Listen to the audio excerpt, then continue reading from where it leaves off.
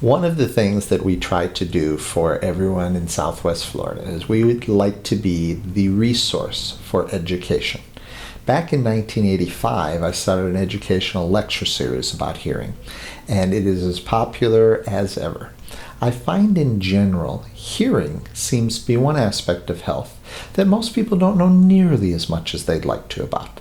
If you get a group of friends together and they are discussing health issues and someone throws out their blood pressure numbers, everybody in the room understands what it means. They throw out their cholesterol readings, people understand it.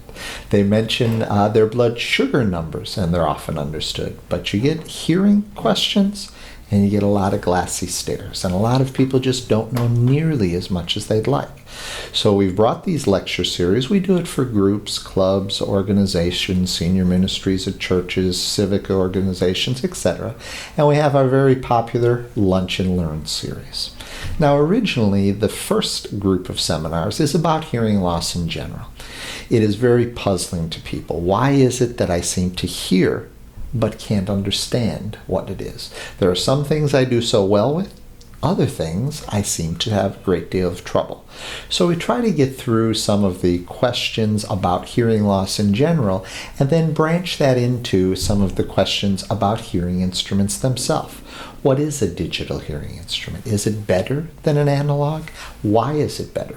Who is it for? What are the various sizes? What are the various features? What does it mean to have directional microphones? What does it mean to have automatic signal processing?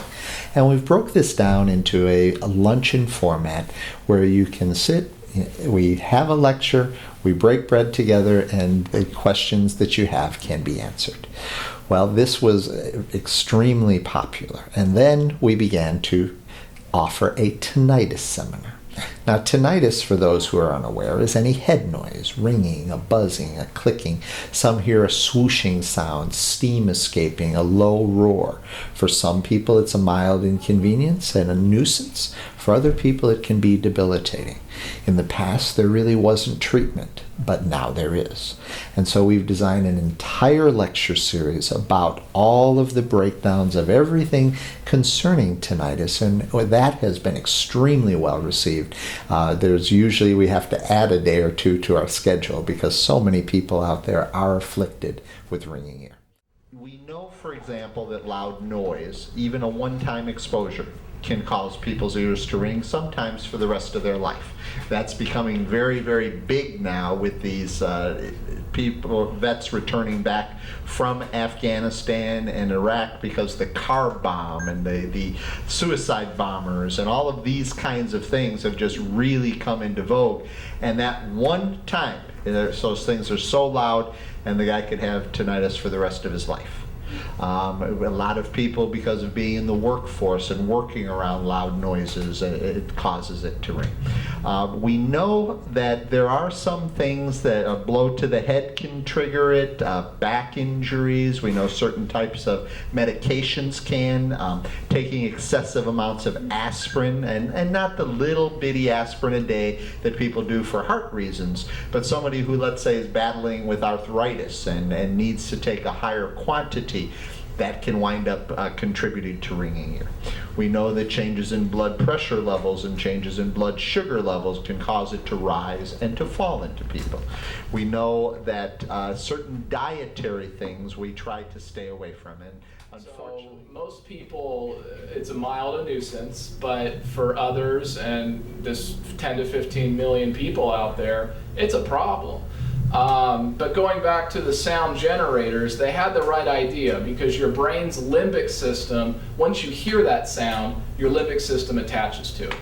And your limbic system is the area of your brain that controls your fight or flight response. So that's your autonomic nervous system saying, hey, something's wrong here. So once you hear the sound, if it was in pleasant circumstances, I guess maybe perhaps that it wouldn't feel so bad, but people create stress, anxiety, pain, any kind of reaction to it that's in a negative manner. And then therefore, that limbic system grabs onto it and it's holding so tight it won't let go. So how do you break it? If you can officially break your limbic system's attachment to your ringing cannot exist. It's not, your brain won't hear it. So how do you do that?